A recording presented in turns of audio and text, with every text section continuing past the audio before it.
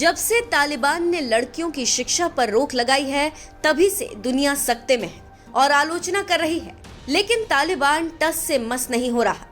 इसके साथ ही साथ अब कहा जा रहा है कि तालिबान अपने फैसले को वापस ले सकता है। लेकिन यहाँ पर सवाल उठता है कि आखिर वो कौन सा शख्स है जिसने लड़कियों की पढ़ाई को हराम कहा और कह दिया कि लड़कियां लड़कों के साथ नहीं पढ़ेंगी।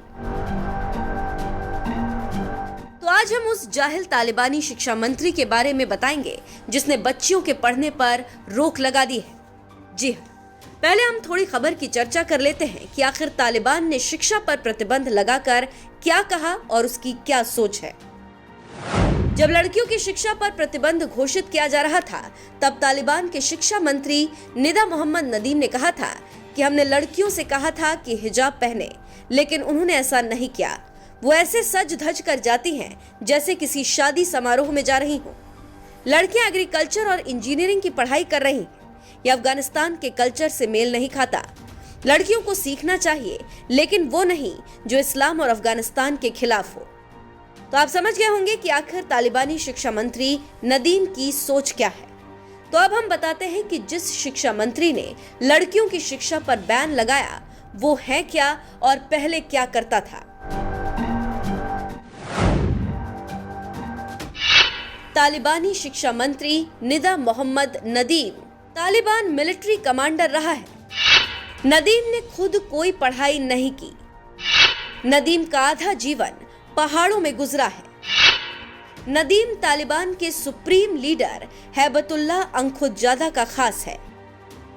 इसके साथ ही पिछले साल जब तालिबान की सत्ता में वापसी हुई तो नदीम को नंगरहार प्रांत का गवर्नर बनाया गया।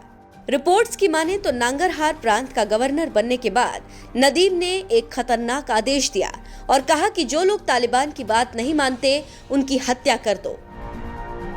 उसके बाद नदीम का प्रमोशन हुआ और नदीम को काबुल का गवर्नर भी बना दिया गया।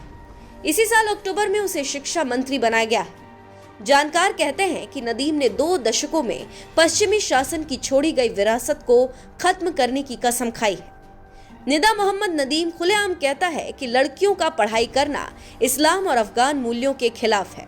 एक रिपोर्ट बताती है कि हाल ही में एक सभा में उसने कहा था कि एक तालिबान लड़के की योग्यता इससे नहीं मापी जानी चाहिए कि वो कितना पढ़ा लिखा है, बल्कि इससे मापनी चाहिए कि उसने कितने बम गिराए। जो लोग अफगानिस्तान में सुधार करना चाहते हैं, मोहम्मद नदीम उन्हें अफगान मूल्यों के खिलाफ मानता है। इतना ही नहीं, उसने देश भर में मदरसों का नेटवर्क तैयार करने का आदेश भी दिया है। इससे आप अंदाजा लगा सकते हैं कि अफगानिस्तान का भविष्य क्या है और क्या होगा। जो ये सोच रखे उससे क्या उम्मीद की जा सकती है।